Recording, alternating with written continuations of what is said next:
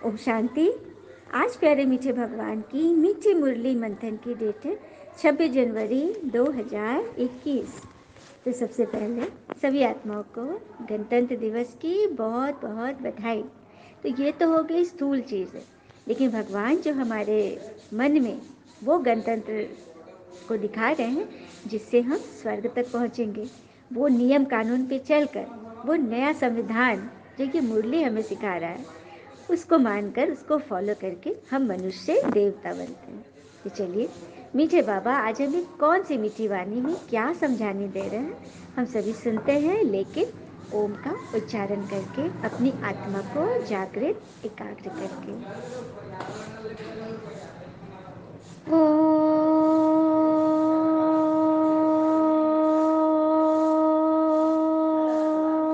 ओम शांति। ओम शांति। मीठे बाबा ने कहा, मीठे बच्चे, ब्रह्मा पिता शिव बाबा का रथ है, दोनों का इकट्ठा पाठ चलता है, इसमें जरा भी संशय नहीं आना चाहिए। भगवान कह रहे हैं कि ये ब्रह्मा बाबा जो इस संस्था के फाउंडर थे, लेखराज दादा, उनको भगवान ने अपना रथ बनाया, तभी तो भगवान ने उनमें प्रवेश किया। और भक्ति में भी है ना, हाँ, बैल, बस हाँ, बैल को कहते हैं ना शिव की सवारी, तो यही तो है ब्रह्मा, जिस पर शिव सवार होकर, मतलब उनके तन में प्रवेश करके भगवान ये ज्ञान सुनाते हैं। तो दोनों का इकट्ठा पाठ चलता है, तो इसमें मनुष्यों को जरा भी संशय नहीं करना चाहिए, ये बाबा हमें समझा रहे हैं। प्रश्न, मनुष्य दुखों से छूटने के लिए कौन सी युक्ति रचते हैं जिसको महापाप कहा जाता है?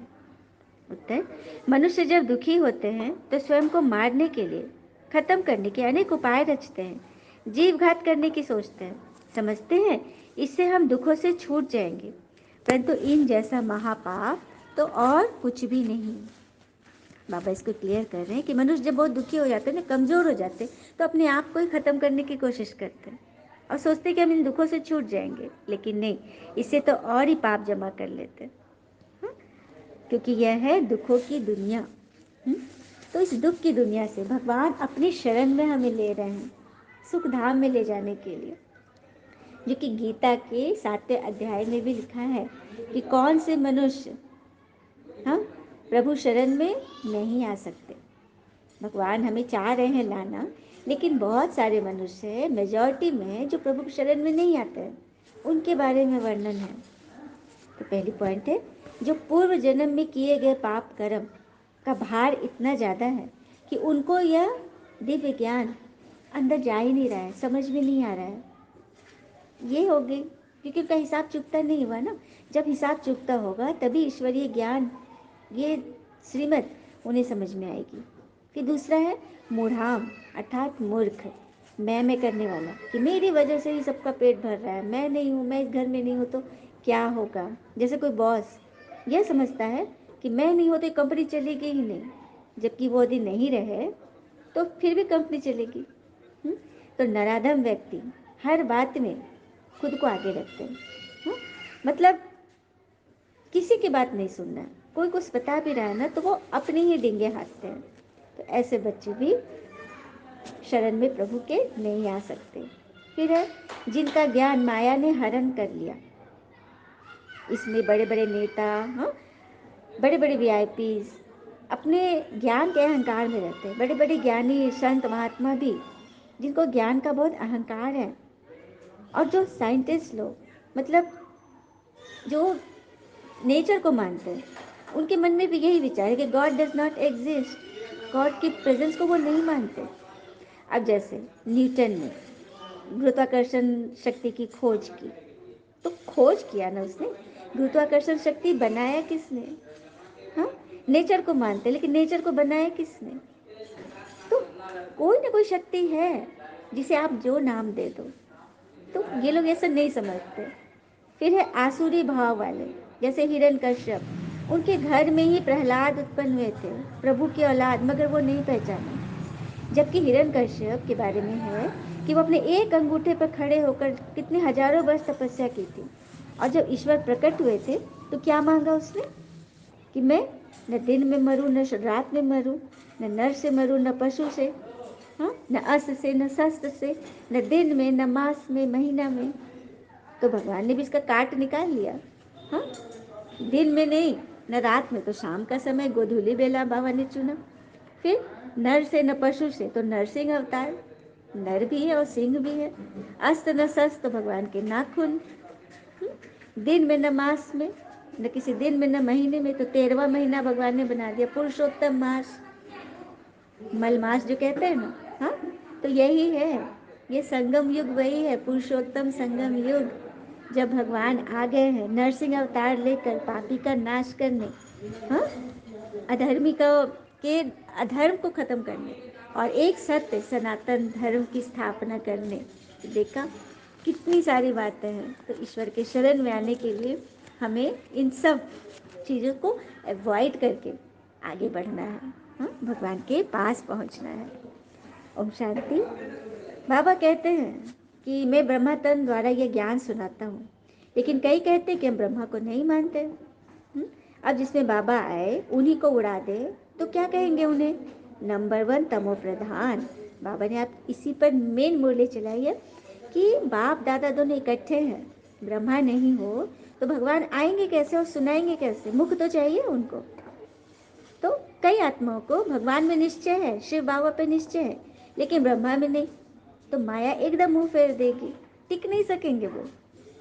ऐसे भी कई ब्रह्मा कुमार कुमारियां भी हैं जो खुद निश्चय नहीं करते, तो वो दूसरों को क्या सुनाएंगे? हाँ, इसीलिए तो कहाँ न कहाँ सुनाने वाले से सुनने वाले तीखे चले जाते हैं। जो बहुतों की सेवा करते हैं तो वे प्यारे लगने लगते हैं। पंडित की कहानी थी ना। हाँ, राम नाम जपो तो सागर पार कर जाओ। तो उसके भक्त जिसको सुनाया वो तो पार कर गया, लेकिन पंडित, उसको ही निश्चय नहीं थी, तो वो तो डूब गया। तो वही बात है। हाँ, सुनाने वाले से सुनने वाले तीखे चले जाएंगे यदि आप स्वयं में निश्चय नहीं करोगे। प्रैक्टिकल में जो याद करते हैं, जो रियल मतलब प्रैक्टिकली स्वरूप जिसका बन जाता है, जो स्वयं में धारण करते हैं, फिर प्यार उन पर चला जाएगा। आपने उनको ज्ञान सुनाया लेकिन आप में धारणा नहीं है, तो जो सुनाया, हाँ, फिर वो औरों को सुना रहा है और वो धारणा कर रहा है, तो उसके बाद नए सुनने वाले उसी पे उसी को चाहने लगेंगे ना, उसी को मानने लगेंगे, क्योंकि वो धारणा मूर्त है। वो जो कह रहा है वो कर रहा है। अच्छे अच्छे महारथियों को भी माया हप कर लेती है। बहुत चले गए, बाबा कह रहे, बाबा हिदायत दे रहे हैं, वार्निंग दे रहे हैं कि अच्छे अच्छे महारथी भी नहीं बचे। तो एक तरफ लड़ाई होगी, दूसरी तरफ कर्मातीत अवस्था, दोनों का कनेक्शन है। बाबा ने बता दिया कि अभी कर्मातीत अवस्था नहीं है कि कर्म करो कर्म से अतीत हो जाओ, मतलब कर्म के प्रभाव से परे, अच्छाई से भी और बुराई से भी। तो ये स्थिति तब होगी जब लड़ाई छिड़ जाएगी, लास्ट समय हाहाकार शुरू हो जाएगी, क्योंकि दोनों का कनेक्शन है। लड़ाई होगी तभी तो स्वर्ग के गेट खुलेंगे ना। हाँ, लड़ाई पूरी होने पर से तो ट्रांसफर हो गए। सत्युग कब पहुंचोगे? जब लड़ाई पूरी होगी। मतलब पांडवों के वो राज्य कब मिला? जब महाभारत लड़ाई पूरी हो गई, उसने जीत हुई। तो वही युद्ध के मैदान में खड़े, अभी लड़ाई चल रही है। हाँ, फिर आगे बोल रहे बाबा कि तुम हो माइनॉरिटी में, मतलब कम मात्रा में हो तुम बच्चे, जैसे कि पांडव। पांडव कितने थे? 5 थे, और कौरव 100, और दुनिया वाले मेजॉरिटी में, मतलब आसुरी स्वभाव वाले। जब तुम्हारी वृद्धि हो जाएगी फिर तुम्हारे योग बल से बहुत सेवा होगी। बाबा कह रहे हैं कि तुम बढ़ो, आगे बढ़ो।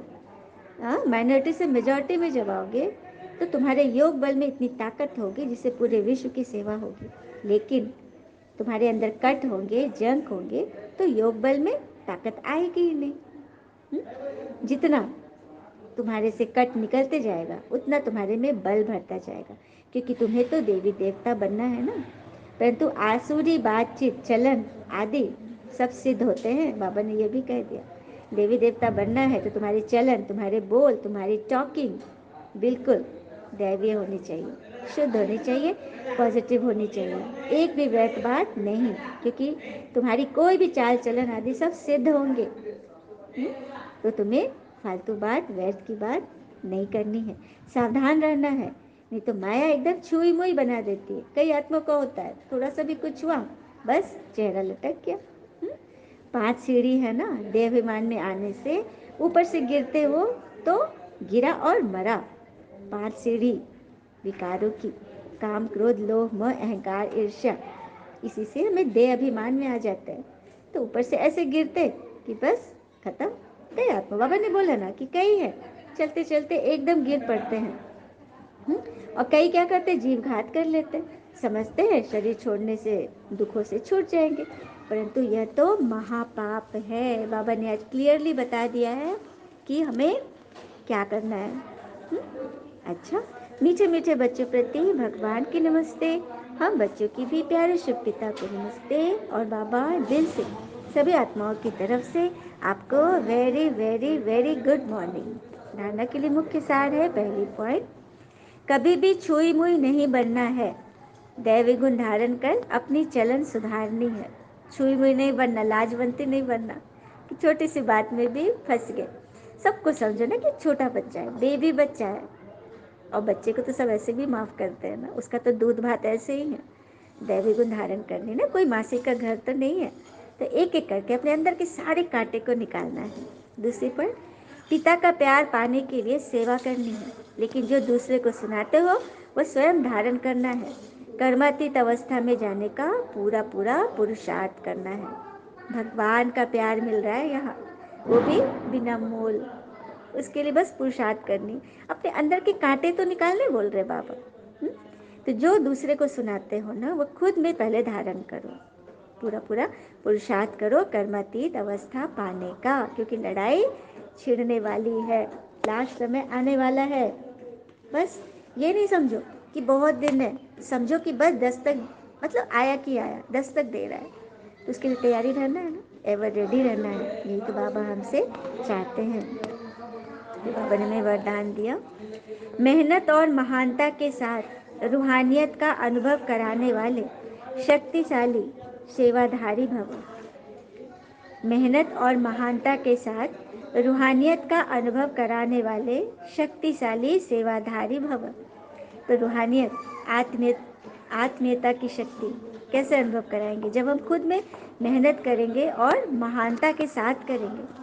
जो भी आत्माएं आपके संपर्क में आती हैं, उन्हें रूहानी शक्ति का अनुभव कराओ। तो कैसे कराएंगे, अपने चेहरे व चलन से ही ना, क्योंकि फर्स्ट इम्प्रेशन तो वही होता है कि हमारे चेहरे से क्या दिख रहा है, दिव्यता झलक रही है कि क्रूरता, कि मुझे में है, हम किसी बात में क्वेश्चन में है, दर्द में है।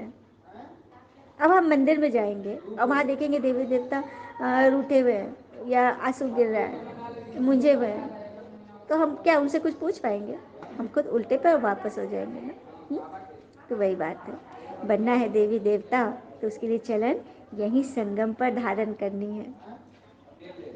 तो ऐसी स्थूल और सूक्ष्म स्टेज बनाओ जिससे आने वाली आत्माएं अपने स्वरूप का और रूहानियत का अनुभव करें। स्थूल और सूक्ष्म, स्थूल अर्थात जो दिखाई दे रही है, आँख नाक कान हाथ पैर कर्मेंद्रिया जो बाहर दिखाई दे रही है उस पर पूरी कंट्रोलिंग, और सूक्ष्म अंदर मन बुद्धि संस्कार। हम मुख से तो बहुत अच्छा अच्छा बोल लेते हैं, लेकिन मन में क्या चल रहा है हमारे। जैसे कोई हमारे पास आया, हाँ, कोई अच्छा ड्रेस पहन कर आया, हमें पसंद नहीं है, लेकिन कुछ खराब बोलेंगे उसको बुरा लग जाएगा ना, तो ऊपर से बोल रहे हैं अरे वाह बहुत अच्छा, और अंदर चल रहा है कहाँ से लेकर आया, है ना। ऐसा नहीं, क्योंकि अंदर की सोच भगवान तक पहुँचती है। इसलिए तो हमारे रिश्ते मधुर नहीं होते, कड़वाहट रहती है, क्योंकि हम अंदर कुछ सोचते हैं, सारा जीवन हम बस करने पर फोकस करते हैं, ये किया वो किया इतना किया, लेकिन अंदर क्या किया, सोचा क्या, उस पर कभी फोकस किए हैं। बाबा तो कहते हैं सोचने के पहले भी सोचो कि हम क्या सोच रहे हैं, है ना। तो ये है स्थूल और सूक्ष्म, अंदर की भी सेवा करनी और बाहर की भी। ऐसी शक्तिशाली सेवा करने के लिए सेवाधारी बच्चों को व्यर्थ संकल्प, व्यर्थ बोल, व्यर्थ कर्म की हलचल से परे एकाग्रता अर्थात रूहानियत में रहने का व्रत लेना पड़े। हम लोग भक्ति में भी कितना व्रत आदि किए ना, हाँ, व्रत ले लिए, कितना भी कितना भी कुछ भोजन बन रहा है, सुगंधित तरह तरह की चीज़ आ रहे हैं, लेकिन हम नहीं लेते। क्यों? कहते हैं ना कि आज तो हमारा व्रत है। तो बाबा हमें व्रत सिखा रहे हैं, व्यर्थ बोल का, व्यर्थ कर्म का, व्यर्थ सोच का, इससे एकाग्रता धारण करनी है, मतलब इन सब बातों से परे हो जाना ही व्रत लेना है। इसी व्रत से ज्ञान सूर्य का चमत्कार दिखा सकेंगे। अब देखो ज्ञान में चल रहे हैं तो लगता है ना कि सभी सुने, सभी समझे, सभी सुख में आ जाए, तो चमत्कार तभी दिखा सकेंगे जब हम इसका व्रत लेंगे। जैसे भक्ति में एकदम 100% अटेंशन से व्रत रखते हैं ना, वैसे यहाँ भी करना है। यही तो बाबा हमसे चाह रहे हैं। स्लोगन, पिता और सर्व की दुआओं के विमान में उड़ने वाले हैं, उड़ता पंछी योगी है। भगवान और सर्व की दुआओं का विमान किसे मिलेगा? जो सदैव भगवान को साथ रखेंगे। जैसे कि ये गीत के बोल हैं, मेरे संग संग चलते हैं बाबा, मेरे संग संग चलते हैं बाबा, जैसे गगन में चाँद चलता है, चलता है, उनकी किरणों की छाया में दिल हर पल रहता है। देखो मैं चकोर की तरह, नाचूं मैं यूं मोर की तरह, बोलूं मैं कोयल की तरह, गाऊं मैं बुलबुल की तरह, मेरा मन बहलाते हैं बाबा, मन बहलाते हैं बाबा, जैसे सुरों में सरगम सजता है, बजता है, मेरे संग संग चलते हैं बाबा, मेरे संग संग चलते हैं बाबा। सोचूं मैं भंवरों की तरह, झूमूं मैं लहरों की तरह, चमकूं मैं जुगनू की तरह, महकूं मैं फूलों की तरह, मेरी यादों में रहते हैं बाबा, मेरी यादों में रहते हैं बाबा, जैसे सावन में भी बरसता है, बरसता है, पिता और सर्व की दुआओं के विमान में उड़ने वाले ही उड़ता योगी बनते, बनते हैं, बनते हैं, मेरे संग संग चलते हैं बाबा, मेरे संग संग चलते हैं बाबा। ओम शांति। बाबा सबके साथ ऐसे संग संग चलना चाहते हैं, लेकिन उनको साथ रखना पड़ेगा। अच्छा, ओम शांति। शुक्रिया मीठे बाबा, वो बाबा के प्यारे प्यारे बच्चे। थैंक यू बाबा। All is well always. ओम शांति।